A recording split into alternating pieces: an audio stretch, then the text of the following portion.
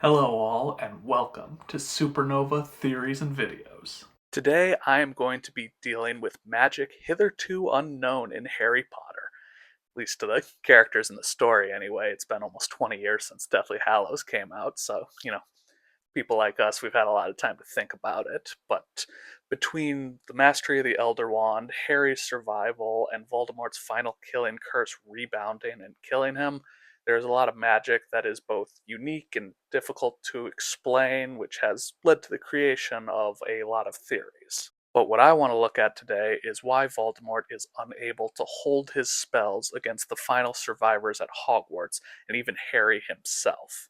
So here's my shrewd guess. Harry's survival starts with a mistake that Voldemort made, a gleam in an old man's eye.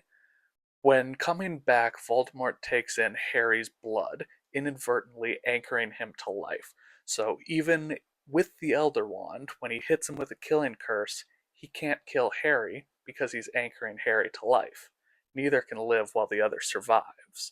But when Harry comes back, something has changed, and it's always been kind of interesting. Voldemort begins to show off for his supporters and uses Crucio on Harry's seemingly dead body, but we know he's still alive. To the Death Eaters, the spell isn't working because Harry's dead. But what's changed now? Is it not working because Harry is the master of the Elder Wand? Or maybe it's because, as Master of Death, he's somehow immune to the unforgivable curses now? I don't think so, and part of that is because if Harry survived because he's Master of the Elder Wand and the unforgivable curses can't work on him because of that, then the killing curse shouldn't have worked on him either. And, it kind of didn't, but the Horcrux is destroyed, so it did work, and Harry did technically die. He just has an anchor to life that he can come back because of. It doesn't really have anything to do with the wand. It doesn't matter how Voldemort kills him, or really even if he dies, just because Voldemort is anchoring him to life. The other reason is Voldemort's march to Hogwarts. When he gets there, he silences the yells of shock and despair with a bang and a flash of his wand, so it sounds like he's trying to use something to silence the crowd en masse. But then, "He beat you!" yelled Ron, and the charm broke, and the defenders of Hogwarts were shouting and screaming again, until a second, more powerful bang extinguished their voices once more. So something is happening with Voldemort, and it doesn't have to do with just Harry. But if it's not something with Harry, then what gives? Harry thinks that it's because he was willing to die, and Voldemort thinks it's love. What I think is they're both wrong, and they're both right. They're both just missing some key points, though. Voldemort doesn't know that Harry accidentally became one of his Horcruxes, and Harry isn't considering fully what it means now that the piece of Voldemort's soul that was inside him is gone now. That Horcrux was destroyed, meaning, in a way, a piece of Voldemort died there. And Voldemort does give Harry a choice on whether to live or die, so he is right that sacrificial love is at play here.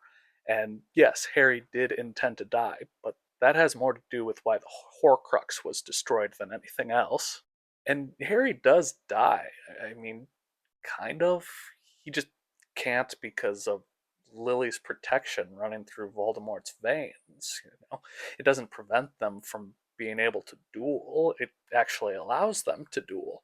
But Voldemort's final killing curse is rebounded, so once again, he can't touch Harry. So, what I'm saying here is that Voldemort gave sacrificial love protection to not just Harry, but all of the defenders at Hogwarts by killing a piece of himself. Think about it.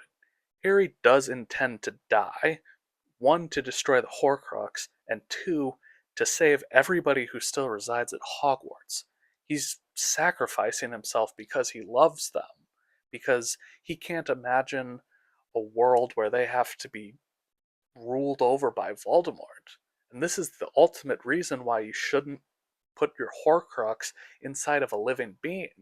Because not only can it wander off with it, but it can wander to you, get you to kill it, and then you aren't able to kill your enemies anymore. This is like the ultimate version of what Dumbledore was talking about when he's teaching Harry about Horcruxes. Now, let's look at the final duel and Voldemort's demise. Not that one. I mean the real one. Rebounded, Expelliarmus! The bang was like a cannon blast, and the golden flames that erupted between them at the dead center of the circle they had been treading marked the point where the spells collided. Harry saw Voldemort's green jet meet his own spell, saw the Elder Wand fly high, dark against the sunrise, spinning across the enchanted ceiling like the head of Nagini, spinning through the air towards the master it would not kill, who had come to take full possession of it at last. So the golden flames are there again, just like in the Battle of the Seven Potters, and the closest we get to an explanation about this is from Dumbledore in King's Cross, when he explains that it's because Harry and Voldemort are more connected than any two wizards have ever been. So if it happened with Harry's wand during the Battle of the Seven Potters, and it happened again with Draco's wand during the final duel between Harry and Voldemort, then it stands to reason that the Golden Flames would have made an appearance in the forest if Harry had defended himself. Which means that no matter what Harry does in this final duel, he's going to win. If he doesn't defend himself, either the wand will cast the golden flames or the spell will rebound off of himself, because Voldemort's spells aren't working against him or the defenders of Hogwarts because of that sacrificial love. Because he defends himself, the spell rebounds off of his own with those golden flames being cast. I don't even think it matters what spell Harry uses here in this final duel, because Avada Kedavra is supposed to be able to go through anything. There's no defense for it, and obviously Draco's wand doesn't share a core with the Elder Wand, so Priori Incantatem isn't at play here.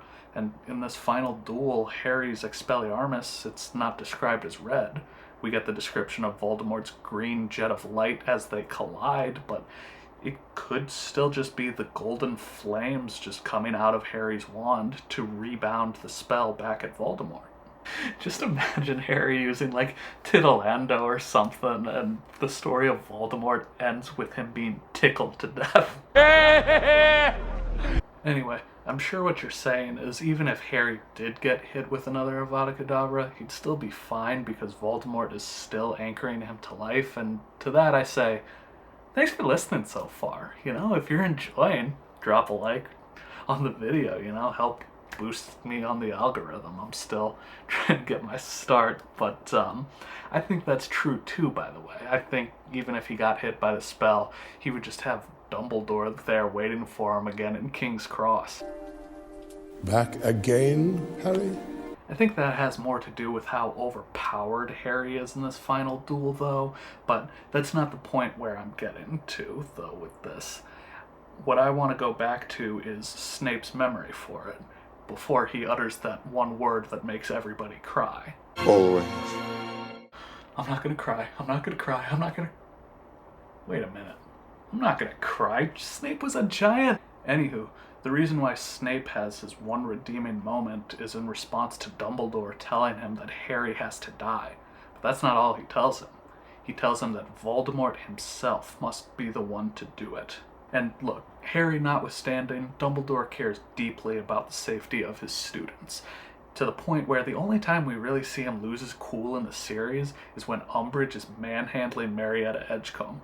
So I think it's fair to say that if there is a way that he can protect his students, he's going to do it, no matter how crazy and outlandish it may seem to the rest of us. And he knows Harry has to die, and we know that he'll use a death sentence to his own advantage. He uses his own to secure Snape as Voldemort's second in command. And he also knows Voldemort's weaknesses. So if he has a shrewd idea that Voldemort is going to try to use Harry's ability to love as a weakness and be stupid enough to possibly recreate the circumstances for sacrificial love, then why wouldn't Dumbledore try to protect as many people as possible? That is why Voldemort has to do it himself, because Dumbledore's plan is to protect everyone who would fight against Voldemort using love to do it. And Harry's ability to love is so strong that Dumbledore trusts it not just to save the defenders of Hogwarts, but Harry himself too. So that's my take on the final duel between Harry and Voldemort. I think what's coolest about it is it's probably not just one theory that's true. I'd honestly believe all of them are true if somebody told me that. But, that has more to do with Harry being completely immortal, basically, in this final duel, even if he just wants to tickle Voldemort to death. So, down below in the comments, let me know what funny spell you would use to kill Voldemort if you were Harry. Let's make Fred and George proud with that one. And that's all I got for you guys today. Drop a like if you enjoyed, subscribe if you want more like this, and I'll see you next time on STV.